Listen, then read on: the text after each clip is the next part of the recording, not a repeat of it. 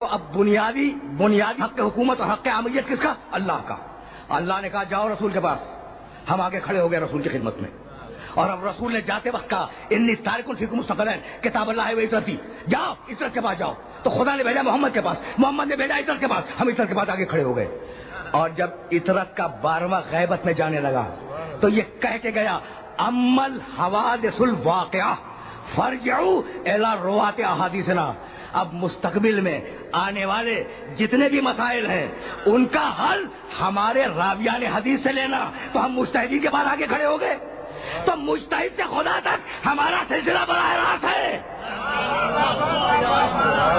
یعنی ہم نے مجتہد اجماع یا شورا سے نہیں بنایا بھائی، بات تو واضح ہو رہی ہے نا۔ ہم نے مجتہد اجماع یا شورا سے نہیں بنایا، ہم نے حکم امام کی پیروی کی۔ اگر یہ بات واضح ہو گئی تو بس اب سلسلے کلام کو اس مرحلے پر روکنا چاہ رہا ہوں۔ بھائی سنتے جاؤ اور بڑے اطمینان سے سننا، اس لیے کہ کچھ روایتیں پیش کروں گا اور ان روایتوں ہی پر گفتگو کو تمام کر دوں گا۔ امن حوادث الواقعہ فرجعوا الی روات احادیثنا، یہ کہاں کہا، کب کہا، کس نے کہا، ابھی عرض کروں گا، کچھ دیر میں عرض کروں گا۔ دیکھو مستقبل میں آنے والے جو مسائل ہیں ان میں اپنے قیاس سے کام نہ لے لینا۔ دنیا میں بہت بڑے بڑے فقہا گزرے اور انہوں نے قیاس سے کام لیا ہے، تو خبردار تم قیاس سے کام نہ لینا، تم ہماری حدیث کے راویوں کے پاس جانا، فرجعوا جانا نہیں، رجوع کرنا۔ بھائی توجہ کیجیے گا، روایت میں حکم ہے فرجعوا، رجوع کرو راویان حدیث کی طرف۔ اسی لیے ہم اپنے مجتہد کو مرجع کہتے ہیں، وہ ذات جس کی طرف رجوع کیا جائے۔ بھائی کچھ بات واضح ہوئی؟ یہ جو لفظ مرجع ہے نا، پوچھتے ہیں لوگ کہ یہ مرجع کہاں سے نکلا اور یہ مرجعیت کیا ہے، تو ہم نص معصوم سے ہٹنے کے عادی نہیں ہیں، ہم نص معصوم سے ہٹنے کے عادی نہیں ہیں، ہمارے راویان حدیث کی طرف رجوع کرنا ہے نا۔ اچھا اور کیا کرنا؟ یہ روایتیں سنتے جاؤ، بڑے اطمینان سے سنتے جاؤ۔ اور کیا کرنا؟ امام جعفر صادق علیہ الصلوۃ والسلام نے ارشاد فرمایا، روایت تفسیر امام حسن عسکری علیہ السلام میں موجود ہے۔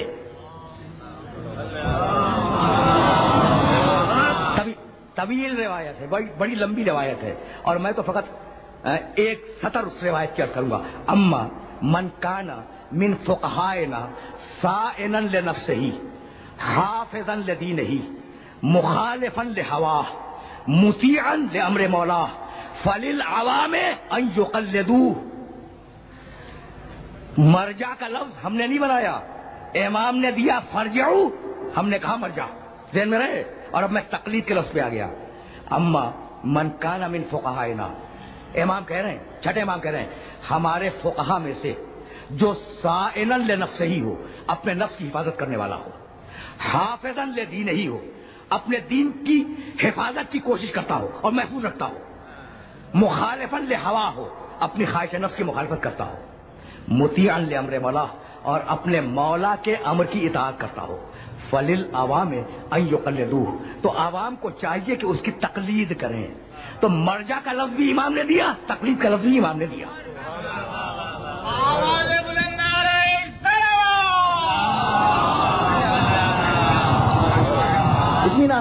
اطمینان سے سنتے جائیں، اور ظاہر ہے کہ کچھ عرض کروں گا، 2 جملے ہی عرض کروں گا، لیکن اس سے زیادہ اب دامن وقت میں گنجائش نہیں ہے، بہت کافی وقت ہو چکا ہے، یہ بات مکمل ہو جائے۔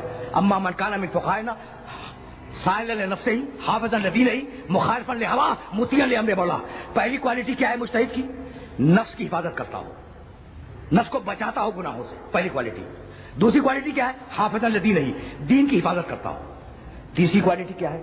مخالفا لہوا، اپنے خواہش نفس کے خلاف کام کرتا ہو، دل کچھ چاہ رہا ہے اور وہ اس کے خلاف کرتا ہو۔ اور چوتھی کوالٹی کیا ہے؟ چوتھی صفت مطیعا لامر مولا، اپنے مولا کے حکم کی اطاعت کرتا ہو۔ کس کے حکم کی؟ مولا کے۔ یہ کیوں نہیں کہا امام نے کہ خدا کے حکم کی اطاعت کرتا ہو؟ بھائی ہے نا سوچنے والی بات۔ مطیعا لامر مولا، مجتہد کون؟ جو مولا کے حکم کی اطاعت کرے، مولا کے۔ تو یہ کیوں نہیں کہا کہ خدا کے حکم کی اطاعت کرے؟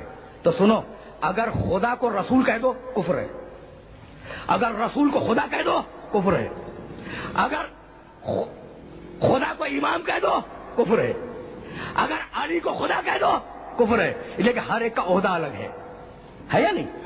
رسول رسول ہے، خدا خدا ہے، رب رب ہے، امام امام ہے. توجہ رکھیے گا. لیکن مولا ایسا لفظ ہے جو تینوں کے لیے بولا جاتا ہے. سیدھی اور آسان زبان میں باتیں کر رہا ہوں. اور یہ بات بھائی غدیر خم میں پیغمبر نے کہا یا نہیں اللہ مولایا، اللہ میرا مولا ہے. وَأَنَا مَوْلَى الْمُؤْمِنِينَ، اور میں مومنوں کا مولا ہوں. وَمَنْ كُنْتُ مَوْلَاهُ فَهَذَا عَلِيُّ الْمَوْلَى. غدیر کے بغیر تو مانتے ہی نہیں. کیسی ہو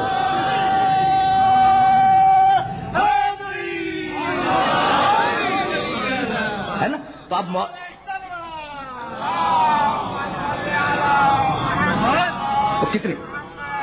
کتنی بلاغت ہے، کتنی بلاغت ہے کلام معصوم میں، حدیث معصوم میں، کہ جو مطیعا لامر مولا کہا، مولا کا لفظ کہا، خدا کا لفظ نہیں کہا. کہ وہ اطاعت کرتا ہو اپنے مولا کے حکم کی. مولا اللہ بھی ہے، مولا رسول بھی ہے، مولا آل محمد بھی ہے.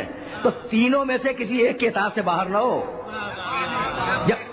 جب تینوں کی اطاعت ہو اور اطاعت سامنے آ جائے فَلِلْعَوَامِ أَن يُقَلِّدُوهُ، تو عوام پر لازم ہے کہ ایسے مجتہد کی تقلید کریں، ایسے فقیہ کی تقلید کریں.